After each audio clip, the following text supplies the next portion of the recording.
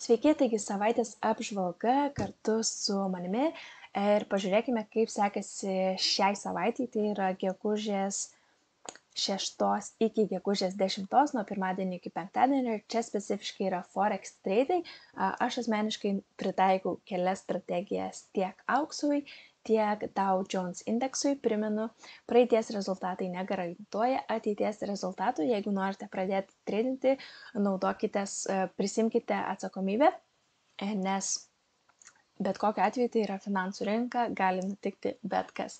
Taigi nieko ilgai nelauksiu, šoksiu į ekraną ir būtent pasidalinsiu, kaip sekėsi šiai savaitei. Buvo šiaip nebloga, man asmeniškai tai tikrai, bet pažiūrėkime bendrai, kaip visi tradai sekėsi. Visa lentelė atrodo taip, tai turime dvi sesijas, kurias pagrindė tradinam, tai yra Londono ir New Yorko, ir turime dvi strategijas. Jas pritaikome abiejoms sesijoms, tiek KISS, tiek Kill Zone, kaip aš asmeniškai vadinu. Ir čia yra visi rezultatai. Tai Londono sesija kur kas geriau jai sekėsi su abiejais tradais, su abiejom porom, o New York'e tai tiesiog liko ant break-even. Bet čia yra neįskaičiuota visiškai tie, kurie buvo į break-even. Ir kaip matome, vienas New Yorko sesijoje, tai buvo ketvirtadienį, break-even buvo 197 pipsai. Tai yra beprotiškai daug, praktiškai 60% viso savaitės uždarbio pipsų skaičiais. Tai tikrai yra, buvo galima pasimti nemažą dalį iš būtent šio trado, galime jį pažiūrėti iš tikrųjų. Tai yra ketvirtadienis, dėdžiai po pietų, įsijungiame ir susirandama ketvirtadienį. Kiti judėjimai yra tikrai nedideli, kiti labai daug pajudėjo pipsų. Tai čia ir buvo ketvirtadienis.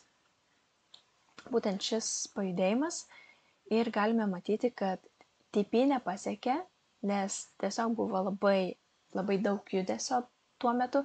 O kodėl buvo daug judesio, tai einame į Forex Factory puslapį ir galime rasti ketvirtadienį, tai buvo gegužės 9 diena, ir matome 6 valandą, tai yra po pietų, vyko aukcionas. Tai visą laiką turite atkreipti dėmesį į, kai būna čia raudoni folderiai, ir naujokams tuo metu geriau iš viso netradinti, jie šiek tiek prieš ir šiek tiek po to, nebent suprantate, ką reiškia šitie skaičiai, kaip juos skaityti ir kaip rinka reaguos būtent į juos šiek tiek pažengus. Tai čia būtent pavyzdys, ką reiškia tas break-even su 200 pipsų. Čia būtent paskaičiavimas.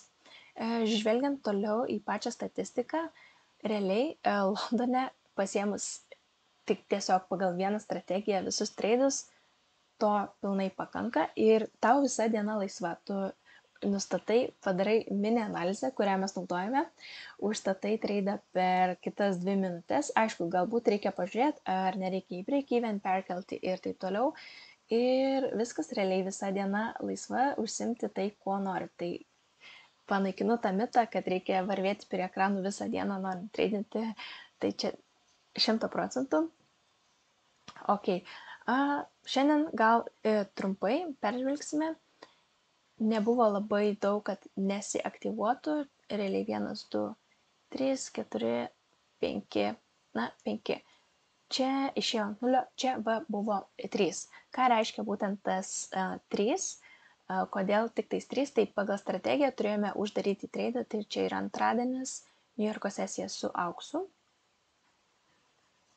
Galime susirašti, iš tikrųjų įdomu. Štai būtent čia. Šitas tradas mums aktyvavosi ir kaina neapsisprendė, kur eina. Auksas neapsisprendė, kils ar leisis. Ir gale dienos tiesiog buvo šiek tiek pliuso, mes uždarome ir viskas, einame ramiai miegoti.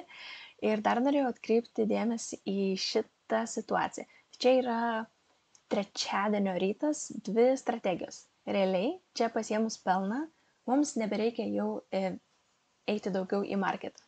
Ir čia kita strategija ir matome labai negražias žvakes. ką turiu omeny negražės, labai ilgi apatiniai wigs, vadinasi ACell, pagal strategiją kaip ir aktyvavosi, bet žiūrint, aš asmeniškai, kadangi čia buvo gražus pelnas, neimčiau šito užsakymo ir tiesiog ramiai turėčiau visą savo likusią dieną laisvą. Galiu parodyti, iš tikro grupėje dalinausi savo savaitės rezultatais. Mes turime lietuvių bendruomenę ir čia būtent pasidalinau visi rezultatai tos savaitės. Bendrai PNL tai yra 390, buvo ir minuso savaitės pradžioj, bet gale tikrai viskas labai šauniai užsidarė ir baigiam pelningai savaitę. Tai jeigu norite mokintis, stoti pas mus į grupę, kaip tik antradieniais turėsime ir skambutį gyvai, apžvelgti apie šitą strategiją būtent, kaip aš pati asmeniškai darau, live zoomas su komanda tiesiog iš ryto, kas gali prisijungti, tai būtinai galite susiekti su manim Instagrame ir viską aptarsime. O dabar geros dienos ir iki kitos savaitės. Tiesa, skambutis bus jau iš Lietuvos.